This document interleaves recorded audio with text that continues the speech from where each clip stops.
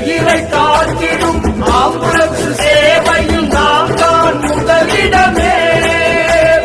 வழியின்றி வாழ இருக்கும் மக்களுக்கு அளிப்போம் புகழிடமே.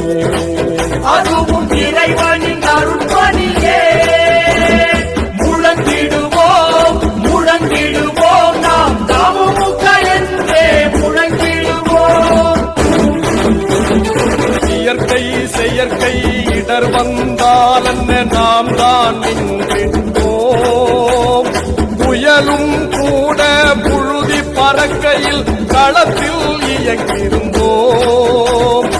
உடலை தொடவிடா கொரோனா நிலையும் நமக்கு பொருட்டில்லை.